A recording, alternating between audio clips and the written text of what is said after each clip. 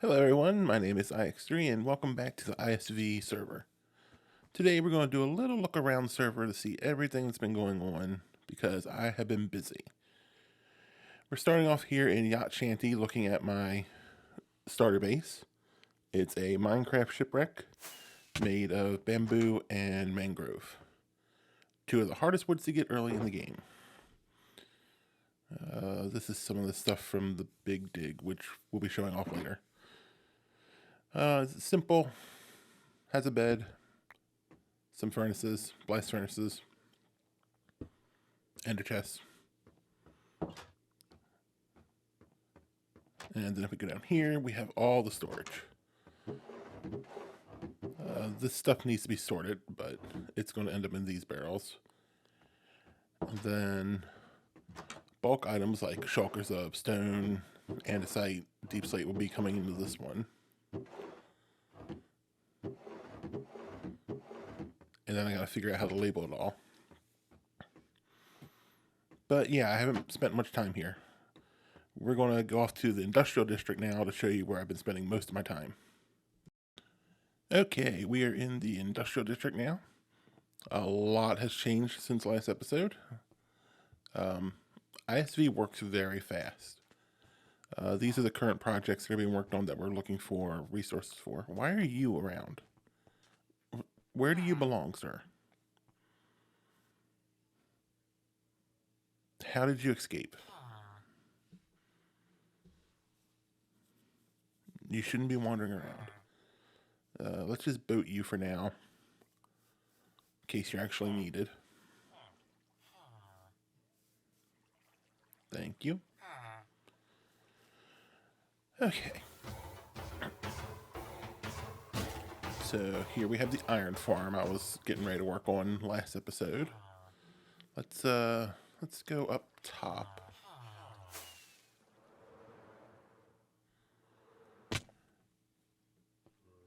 Okay. It's a 4-pod iron farm. Each side produces about 400 ingots an hour,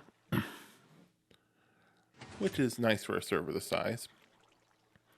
It's based on Impulse's farm from his hardcore series, the one he was streaming. I did make some changes.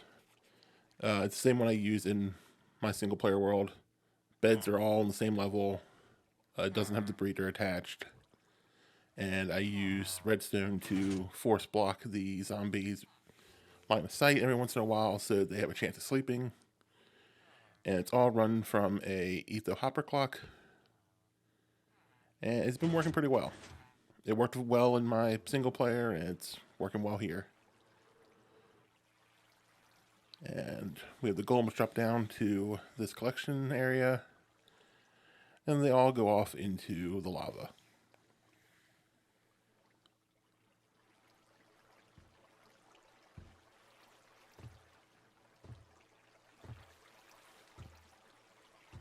And here come a couple more. From there, it just goes into hoppers. Nothing too fancy, just an impulse sorter. Poppies are being turned to bone meal. Iron's being collected. Nothing ever ends up in that last row. I probably didn't need it. And it looks like they're turning everything into blocks. Speaking of blocks, we've had a few raids in the industrial district because someone's walked through with bad omen. So these are our emergency golems. They've been used a couple times. Alright, let's try to sleep and then we'll go look at the next thing.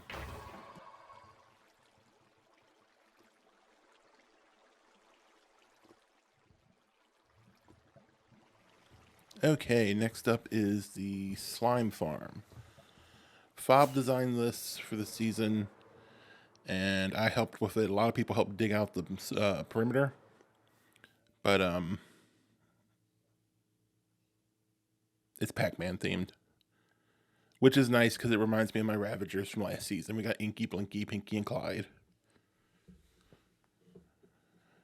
And if we go down over here, let's see. Jump in, it's safe. Yeah, that's what I was told when we were building it. and the water washed away the powdered snow, and I fell to my death so Fob could laugh. But here we have all the different platforms. I don't remember how many we did total. Well, Fob did. He built the whole farm one day while I was still asleep. But they die, come up here, and they're collected in the barrels. Once the barrels are full, which seems like people have been getting from the barrels, which is fine, it gets shulker loaded, and the shulkers end up over here. And we still have shulkers in the loader. Speaking of the loader, it is the J-Craft 6X Hopper Speed shulker box loader. I used it in a couple farms last season, and we'll be using it in a lot of farms this season. But this produces a lot of slime balls, especially when you're actually AFKing it for a few hours. Those barrels will fill up really quick. And it looks like Fob got rid of a block there and replaced it with glass so you could see the shulker, which is nice. So, yeah, shulkers end up over here. Okay, now we are on to the farm that I was specifically asked to make early season because a lot of the items would be needed. And that is the Froglight farm. Last season's Froglight farm used a spawner in one of the treasure bastions. Not really the most efficient way to get Froglights. So we're just using a standard magma farm. And I have powdered snow to kill the magmas. So I'll break them down to the smallest form because of the chains. The large ones and the medium ones cannot fall through, and they can't jump out of the powdered snow. So eventually they break down to the smallest one, fall in, and the frogs do what they do best. They eat. Then we get all the pretty Froglights. The farm produces just over 9,000 or right around 9,000 Froglights an hour. And there's 4 of each color frog in there, so it's pretty close to the same amount of each. But it obviously depends on what frog gets to it first. And storage. Looks like the pearlescent Froglights have been hit pretty hard.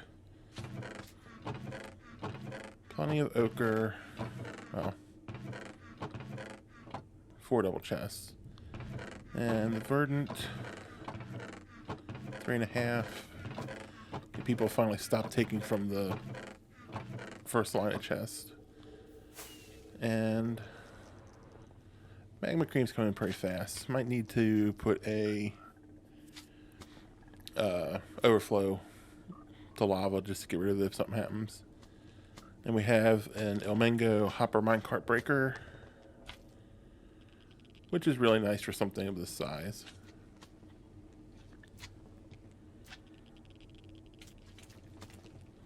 And if the minecart ever gets around here, we'll see it break. There's the Froglights, and they're already going into the system to go where they need to. This was requested because we needed so many Froglights for the Nether Hub project, which I delivered all 14,000 of them after an hour and a half of AFKing, so yay. That was all taken care of. Now, Fob and I built this. Fob also designed this and created during the break. Can you guess what it is from the noises and the fact that I had to turn down the volume? If you guessed gas farm, you are correct. This was a little bit annoying to build because the gas started spawning while we were still laying down the spawning platform. And it made us have to fix the spawning platform quite a lot. Thankfully, we didn't lose anything, surprisingly.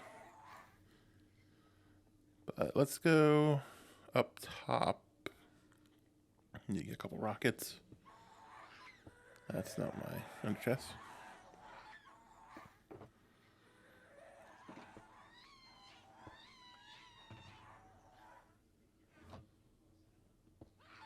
That screaming's even loud now. up here to the AFK platform.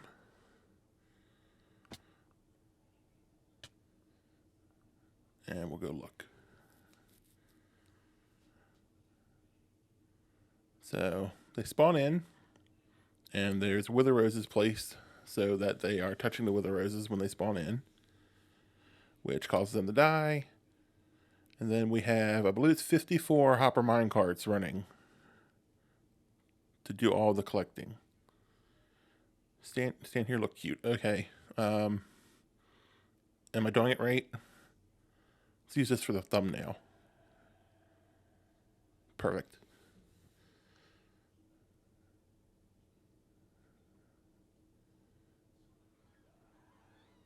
And now we have some other things in the overworld ID to look at. So let's turn this volume back up now so I actually hear things. And let's hop through the portal. Okay, now I'm going to show you our newest big project, because it's not even a month into the server and big projects are everywhere. This is going to be the permanent creeper farm. Fob designed this between seasons, and the idea is to save all of the blocks. And it's a lot of blocks. So we've been digging down around the border all the way to bedrock with beacons, and we are going to put in water streams that will bring everything up to the top to shulker box loaders. So people just dig, toss their inventories over into any of the sides. It goes down, then it's piped up through the center to shulker box loaders. We are going to be using 16 of the J-Craft 6X shulker box loaders, like in the slide farm. And sleep real quick.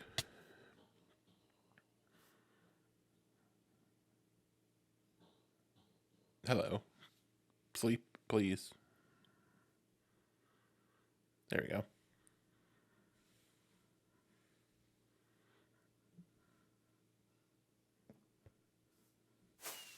So they're here in the middle, and Fob and I put them together. He modified them slightly so that they don't get completely full. They will break when they're partially, or they're most of the way full. And this means we don't have to put item sorters on it. It can just collect everything, break, and then we can sort it at a later time. And we're going to jump into a time lapse of Fob and I building them.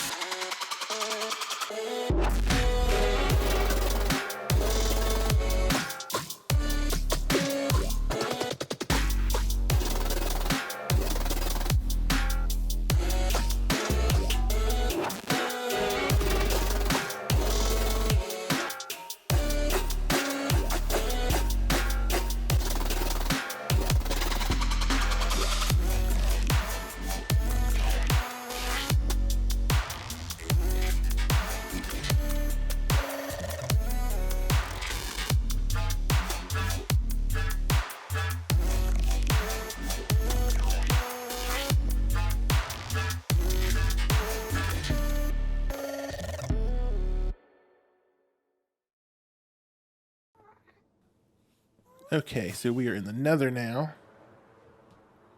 And we are flying towards the main hub of Fred, which is the central server. I'm pretty sure I mentioned that in the previous episode. We have Fred, Sakura, and Octavia. And a lot has changed. Mainly, the roof is starting to disappear. See if I can get up there, maybe. Oh, about.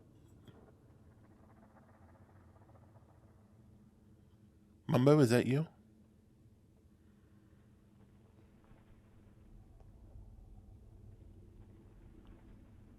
Okay. Through the mustache. And we have a lot of bedrock broken already.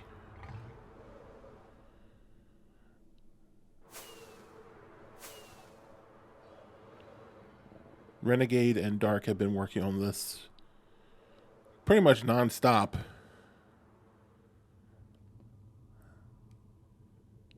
And it's going to be gone soon. We've started on the hub. And yeah, that's the way to yacht shanty. And we started putting down the ice roads and the soul and everything. Down here is where my main base is. See if I can find it since everything's changed so much. Yep, there it is. It's going to be a much nicer tunnel here soon, but kind of waiting for some more stuff to be put into the main tunnel here.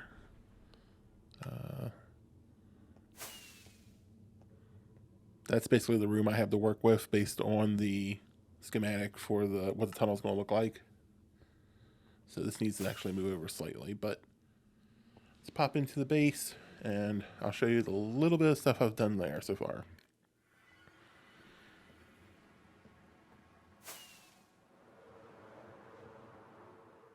I've basically just been building my farms. Iron farm, it's just a single pod of the same ones in the industrial district.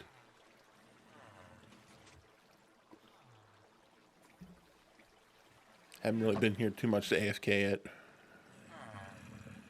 And I'm not sure if it's going to stay here permanently or if I'm going to move it. But it's the same setup. Collection system's a little different. I use the dropper elevator to go to that chest.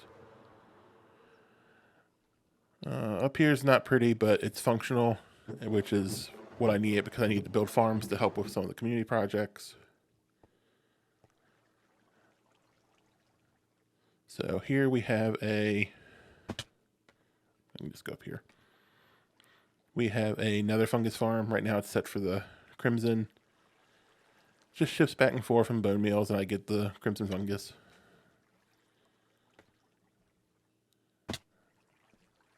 And here we have ENX04's tree farm. Same one I had last season. It works for all the woods except mangrove and dark oak, though there is a mangrove conversion. So I'm probably going to build a second one and set it up for just mango. Yeah, mangrove. Dang it, Scar. But as you can see, I was running cherry recently. That is the dirt that goes in here for the trees. And actually, I was running mushrooms last. Needed it for fermented spider eyes. And that's where I was storing all the wood for the nether projects. Most of it's been sent off already. And here we have a mushroom farm by Sliced Lime. Needed some mushroom stems for one of the buildings in the trading hall area. So I didn't want to manually collect mushroom stems because no one wants to. So it does it, and then I just gets a block and then I go chop it down with Silk Touch. Much nicer. Let's go sleep real quick.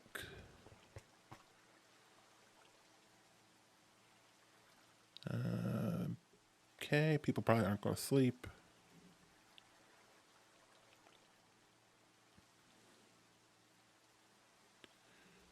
do.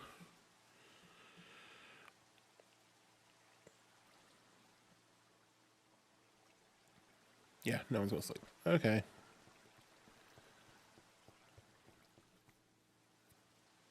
So you may have noticed I have netherite armor now, compared to the unenchanted iron I had at the end of the last episode. Yeah, I didn't go mining for all this ancient debris. I made a tunnel bore and I got 500 diamonds, and then I went and bought everything. Got all the books, and they're all upgrades to netherite with the coast armor trim and diamond material, which is nice. I also have the chest plate though. I'm not carrying it with me. It's in my ender chest in case I need it. But I went through all of the trims in creative to figure out which one I liked best, and this is the one I liked. Got the beginnings of a sheep farm there. Still need to get it built. And I might get myself a pair of gold armor for the nether, since gold trimmed armor doesn't do anything. But let's just fly this way. The tunnels are being dug out for the tunnel design that Jade's made for the season. So we're going from Y90. I believe 90 is where the portals were supposed to be based at. Hello, Froglights. And we're digging up to Y117. And it's community week. So if we do 2 hours or more, we get a mod coin. So the other night, if this will load in, the problem we're having with Bobby, because we have multiple servers, it doesn't remember that you've done stuff. So when you come back, you get this kind of effect where it doesn't have, oh, that's real, where it doesn't have stuff that's dug out until you start getting closer. It's remembering it, but it doesn't remember that it's been dug out until you get close enough to it to re-render it. But spent 2 hours the other night helping out some other people dig out this tunnel. Oh, you had gold. Give it back. You saw nothing. But we dug out the tunnel. It was fun. There was 4 or 5 of us digging it out, and it didn't take too long. And since then, I've helped with the Sakura tunnel because it had basalt. So I took my beacon, set it up, and just spent like an hour and a half, 2 hours digging out all of the basalt for them. And got together with some other people for a different Sakura tunnel that had the same issue. And I did not mean to go through that. So let's get back to the hub. I'm going to play a clip real quick of some shenanigans we got into the other night. Came to go trick-or-treating and ended up on a stack of 5 camels. And it looks like we're headed towards the big dig. Yeah. This is not going to bode well for these camels.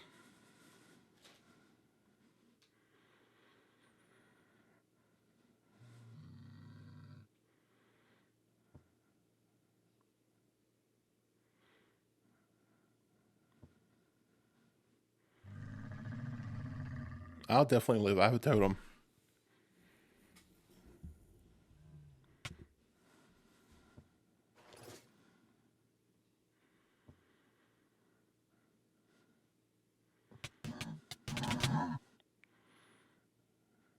Yep. There go the camels. Oh, Belle, no. Why didn't you jump? The big dig is where the main iron farm's going to go at spawn to keep it always loaded, along with some other things. It's mostly done now.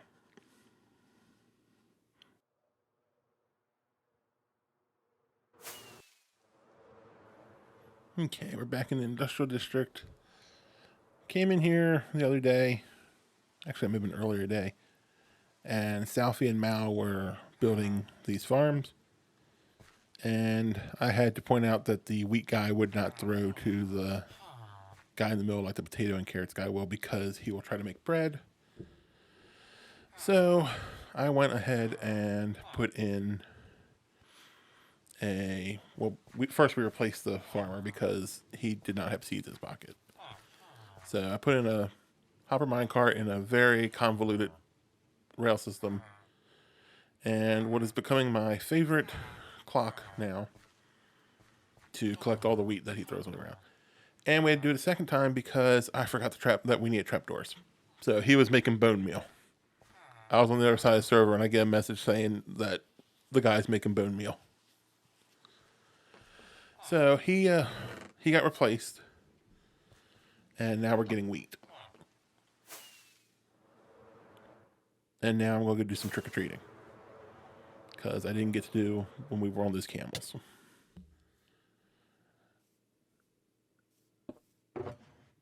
And Belle is one of the guys I can trick-or-treat at. So let's see what she has.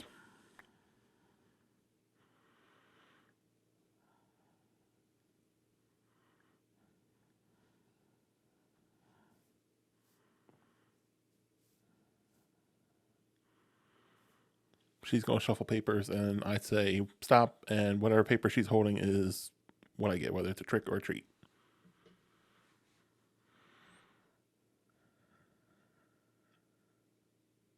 And stop.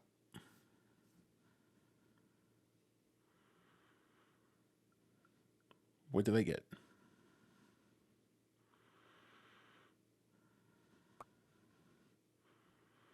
Rotten candy. Okay, so this must be her trick. So I need to come back and get her treat, and I need to find other guides. But this is where I'm going to end the video. Thanks for watching, and hope you'll come back for the next one. Bye.